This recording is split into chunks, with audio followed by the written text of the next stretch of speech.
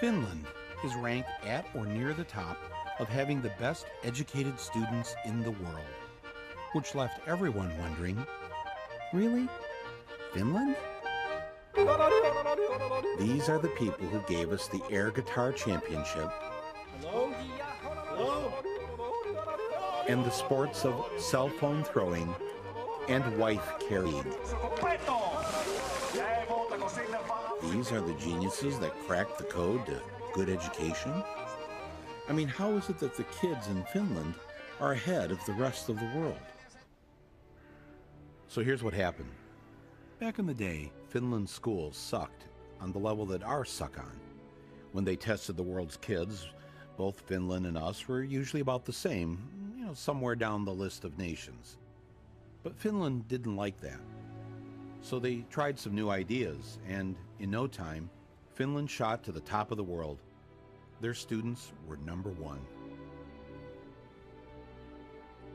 How did they do that? That was the one question I wanted an answer to, and I went straight to see the enemy's Minister of Education. Before I could say anything, she blurted out their top secret. They do not have homework. Wait, so you reduce the homework you give them at school? Yes. They should have more time to be kids, to be youngsters, to enjoy the life. How many hours of homework did you get last night? About 10 minutes or something. 10 minutes of homework? Yeah. Maybe 15 minutes or 20 minutes. 20 minutes, but not 20 so much. minutes? Yeah. Well, if I would have done the homework, I think it would be like 10 minutes tops. Usually I don't really do homework that much. The whole term homework is kind of obsolete, I think. In that way that... Your homework is obsolete? Yeah. In that way that these kids, they have a lot other things to do after school. Like what? Like being together, like being with a family, like doing sports, like playing music, like reading. So they have no homework. What if all they want to do is climb a tree? They could climb a tree, yeah. They can climb a tree, then they learn how to climb a tree. But they'll end up, while climbing the tree, probably finding out about different insects, and they can come to school next day telling me about what they found. Compared to the older kids, how many hours a day do the younger ones go to school? Mondays, 3 hours. Tuesdays, 4 hours. It varies. It's 20 hours a week. So they're, oh man. Now, does this 3 or 4 hours at school include the lunch hour? Yes. How are they learning anything? How are you getting anything done? Your brain has to relax every now and then. If you just constantly work, then you stop learning. And there's no use of doing that for a longer period of time. Finland students have the shortest school days and the shortest school years in the entire Western world. They do better by going to school less. How many languages do you speak? English, yeah. Swedish, Spanish. Finnish and Swedish. Finnish, English and German. French, German. Finnish and English. English, Swedish and French and Spanish. So you were an exchange student in the U.S.? Yeah. When you got back here in school, what did you notice that you felt relieved about? No more multiple choice exams.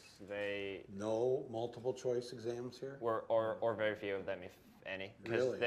All of my exams in the U.S. How do you answer the question right if it isn't listed as one of the 4 choices? You write your answer. You have to know it, actually. Yeah. You actually have to know it. Yeah. If there was one thing I heard over and over again from the Finns, it was that America should stop teaching to a standardized test. Get rid of those standardized tests. National testing. The standardized tests. Standardized testings. What you are teaching your students is to do well on those tests, and you're not really teaching them anything. No, we are teaching them. We're teaching them how to flunk a test, and then a bunch of schools fail the test, and those schools are turned into charter schools, and then somebody makes a lot of money. But school is about finding your happiness, finding a way to learn what makes you happy. They figure now about 1/3 of the school time the students are in school is spent preparing for the standardized test. And so they've eliminated a lot of things that aren't on the test. So music is gone, art is gone, Art poetry is is gone. Yeah, in many schools. Civics isn't even on the test. So now schools are dropping Really? civics. Yes. Civics, American civics. Okay. Unbelievable. We got rid of poetry. Really? Yeah. Yeah. Why? It's a waste of time. When are they ever going to learn? When are they ever going to speak as poets when they're adults? How does that help them get a job?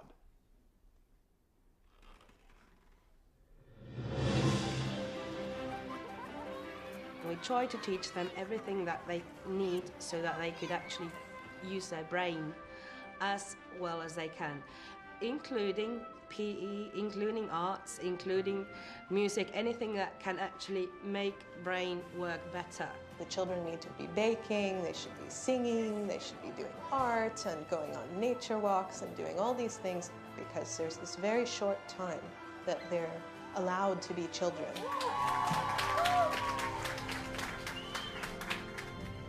If you don't have standardized tests here in Finland, how do you know which schools are the best? And, you know, people need a list. The neighborhood school is the best school. It is not different than the school which can be, for example, situated in the town center, because all the schools in Finland, they are all equal.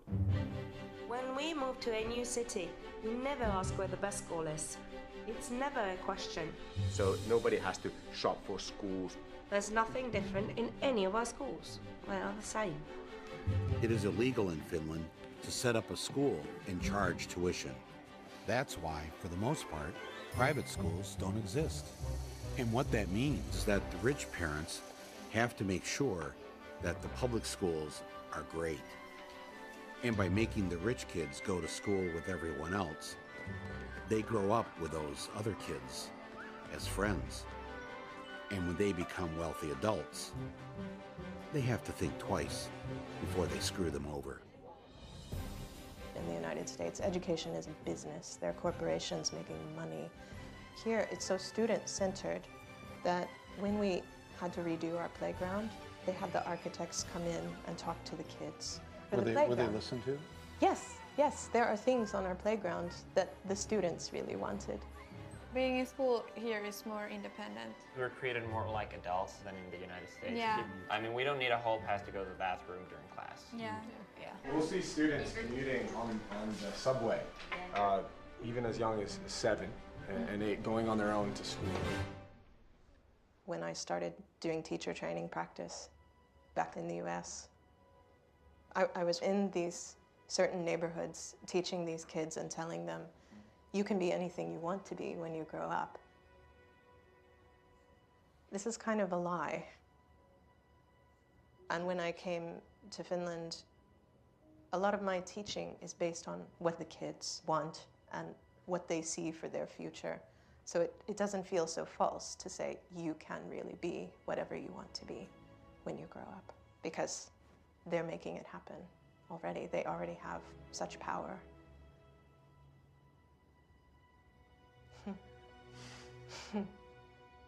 That's upsetting to think about that, that our kids don't have that. That's really beautiful.